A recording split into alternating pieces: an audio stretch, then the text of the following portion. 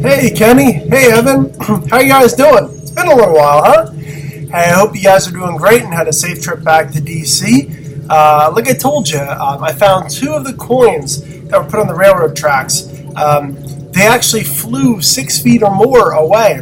When a high-speed train that has a lot of weight blows through, it hits the coin and it throws it. And you know how porous those rocks are. They're big rocks, and so they fall into the cracks. So even though I looked for 15 minutes, I only found 2 coins, but I'm going to mail them to you. And I also wanted to mail some other things to you. So I created this video so I can tell you what I'm sending and a little bit more about what I'm going to send. So first of all, if you hear the music in the background, those are actually songs from the Voyager spaceship. So when the space satellite, when the Voyager actually flew into the universe, these are the actual sounds of space, of deep space. And funny enough, I actually met a guy who helped create the Voyager. He was an engineer, so his name's on that plaque. And with the Voyager, they actually sent a gold record that had a lot of information about Earth and who we are and civilization and songs from Mozart and a whole bunch of things, so that if aliens were ever to find a CD like the one from Voyager, like this record, they would have an appreciation for who we are as Earth. So kind of interesting. But these are the sounds from space.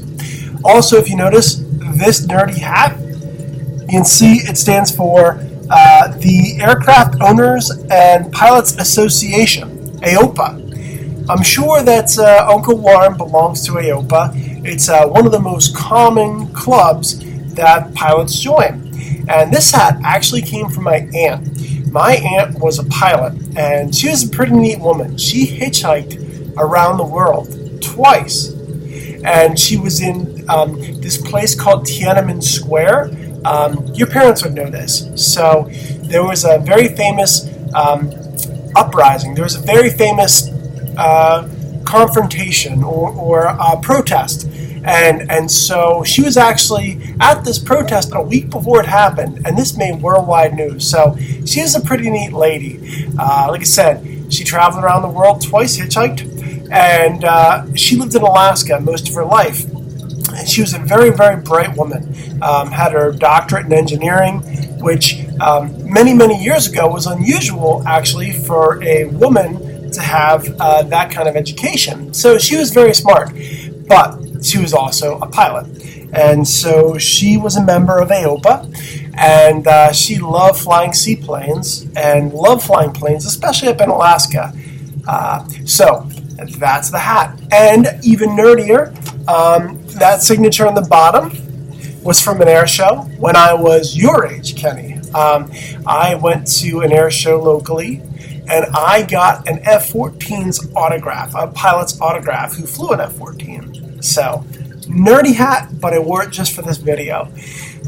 So, I wanted to tell you a little bit about what I'm going to send you, because I want to send you more than just the coins, because I have a feeling you guys are kind of like me growing up, which is neat, because the things that I learned and the very different hobbies I had really taught me a lot and make me have a really fun life today. So if you fast forward to when you're growing up and you have grown up, you can have a ton of hobbies and keep learning. And I guess that's the takeaway from this video. Ask a lot of questions, always keep learning, because nobody can take that away. And it's always just so interesting to explore your world. So, to help you out with that, I'm going to send a few things.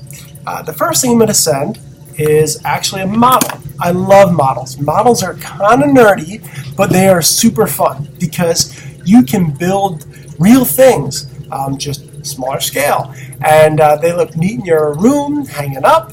They look fun sitting on a shelf. But they're neat because they help teach you how an aircraft works, how a plane works, or how a spaceship works. They really teach you a lot about science. So models are really neat, and for what it's worth, try a model sometime. They have all sorts of snap together ones, so you don't need glue. It's very easy to do. But build models because they're really interesting. So this is a way to start. These are two dinosaur models I'm going to send you. One's a Tyrannosaurus, and the other one is a Diplodocus. So funny names, but certainly a Tyrannosaurus Rex, especially with Jurassic Park coming out. These are two models that actually glow in the dark, and I'm not going to lie, they probably need your parents' help to put together. There's a lot of pieces, and it's not an easy model to put together, but for what it's worth, it's a dollar store model, so they're not that expensive. If you trash them, that's fine. But I'll show you what they look like when they're done. This is the Diplodocus. This is a neat-looking little dinosaur. You see his head there, and then you see his spine with all the little backbones and the tail. And then I also have over here the Tyrannosaurus Rex, and he also glows in the dark. You can see him with his little hands, little midget hands, and the tail, and the big old grrr mouth. So these are the two puzzles, the two models I'm going to send you. When they're built, they look like this, and they're cool because they glow in the dark, and Allie likes them. So there's the models. I'm also going to send you a couple of little guys. These are little parachute guys. You take the rubber band off, throw them up in the air. The parachute unfolds and they float down. They're kind of fun. They honestly might or might not work, but they're still fun. Throw them in the air. They float all over the place. I've had these since I was a little kid too. So sharing the joy, have fun with these. Take the rubber band off, throw them in the air, and they will float on back down. The other thing I'm going to give you is this model. So there are kinds of models out there like Lego, which I know you've built with the plastic bricks, but there's also a model type that when you get older, it's called erector sets. Now, erector sets are made of metal, so that's the big difference. Legos are plastic, erector sets are mostly metal. So this is like an erector set, but as you can see, it's a plane, which is kind of cool. So there are instructions in the back, and you'll probably need your mom or dad's help to put it together, but it's pretty easy and it's pretty fun, and you'll have a model that you can put on a shelf or whatever you want to do. It comes with two pieces, all of the actual parts and wheels, and then little nuts and screws. So again, you'll probably need your parents' help, but it's a neat little model that you put it on the shelf. It's kind of cool. Next, I'm going to send you a map. Now, when you think of a map, a lot of times we think of maps like the map of Washington, D.C., or the map of the United States, or even the map of the world. But this is a very different kind of map, because what I'm going to send you is a map of the moon. So, you can see here, this is a real full-size map of the moon. And what's cool about it is it shows you all the craters, and it shows you the names of those craters. And so when you look up at the sky, you can actually identify the parts of the moon. Now, I might be wrong, but I think the moon actually looks like this when you look at the sky. So that this white area is at the bottom of the moon. So this is a map you can hang up or just look at, but it has all of the names of all of the different craters on the moon.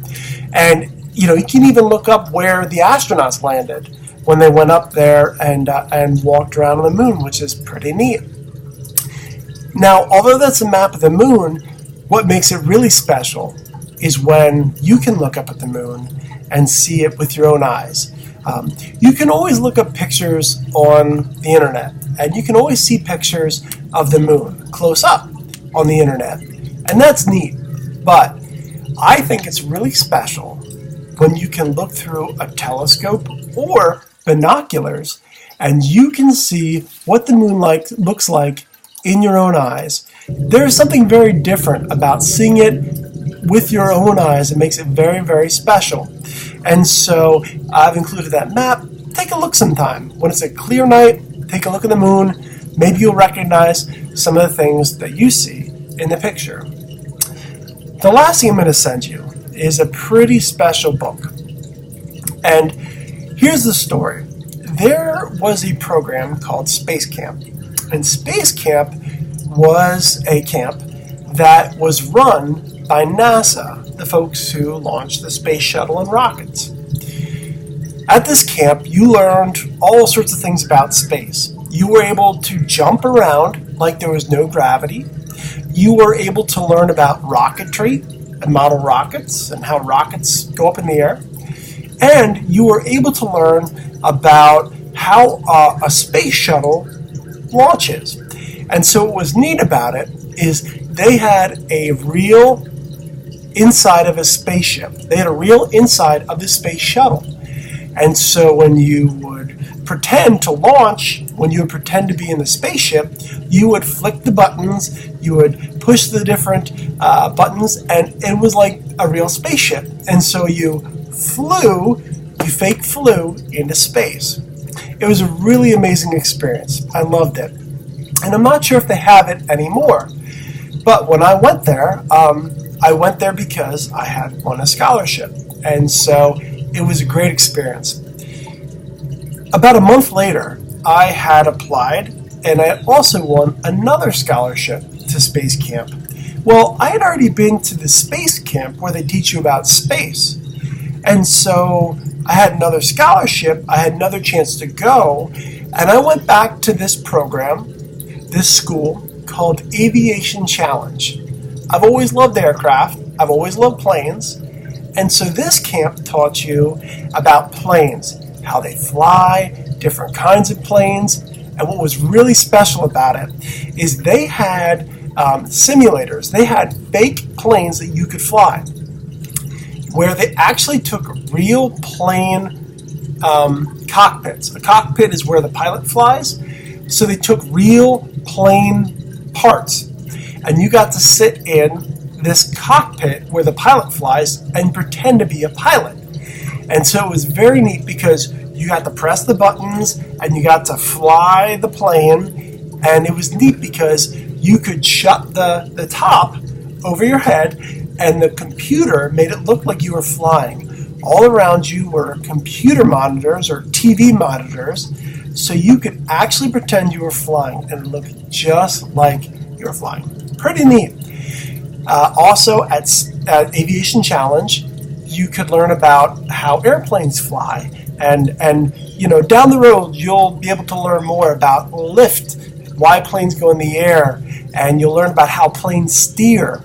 But for now, it's neat because they told you how planes fly. And so I'm going to send you my special book. This was the book they gave me when I went to Aviation Challenge.